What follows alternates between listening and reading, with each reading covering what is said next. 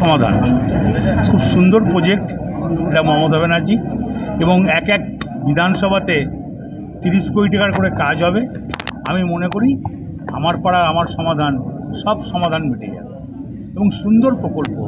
এই মমতা ব্যানার্জিকে অশেষ ধন্যবাদ জানানো হয় এই মুখ্যমন্ত্রী।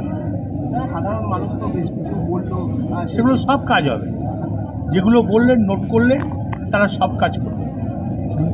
বোলপুর মিউনিসিপ্যালিটির তরফ থেকে লোক আছে, প্রশাসনিক লেভেল থেকে এসডিপিও আছে, এসডিও আছে, মন্ত্রী আছেন, কাউন্সিলর আছেন, চেয়ারম্যান আছেন, নিশ্চয়ই সব সমাধান হবে।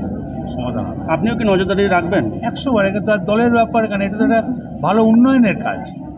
এখানে নজরদারি কী আছে? সবাই মিলেই রাখবে। তোমরাও তো রাখবে, তোমরা তো একটা পাড়ার বাড়ি, তোমাদেরও তো সাংবাদিক হলো তো একটা পাড়াতে বাড়ি, তোমরাও নজরদারি রাখবে। বিধানসভার বোলপুর শ্রীনিকেতন ব্লকের সিমি পঞ্চায়েতের ভিদোয়া গ্রামে পাড়ায় সমাধান কর্মসূচি ছিল। সেই কর্মসূচিতে আমি এবং আমার বিধায়ক, নানু বিধানসভার বিধায়ক, গ্রাম পঞ্চায়েতের প্রধান, বোলপুর শ্রীনিকেতন পঞ্চায়েত সমিতির সভাপতি শুরু করে বিস্তর গ্রাম পঞ্চায়েতের উৎপন্ন সমস্ত জনপ্রতিনিধি এবং পঞ্চায়েত এবং ব্লকের আধিকারিকরা সবাই উপস্থিত আছে। তো গ্রামের মানুষের সমস্যার সমাধানের জন্য এই পাড়ায় সমাধান কর্মসূচি আমাদের মাননীয় মুখ্যমন্ত্রী মাননীয় মমতা বন্দ্যোপাধ্যায় ডিক্লেয়ার করেছেন। তো পাড়ায় সমাধান কর্মসূচি আমরা এসেছি, তখন পাড়ার লোকের একটা অভিযোগ আছে যে ভিদো গ্রামে যে বাঁধটা মাত্র কয়েক মাস আগে তৈরি হয়েছে বা এটাকে মেরামত করা হয়েছে, সে বাঁধটা পুরাই ধসে গেছে। সেটা দেখার জন্য আমাদের রিকোয়েস্ট করলো।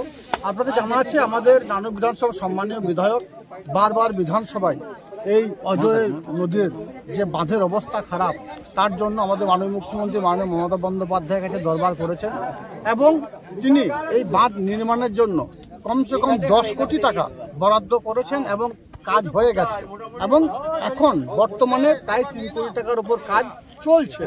স্বভাবত এই কাজটাও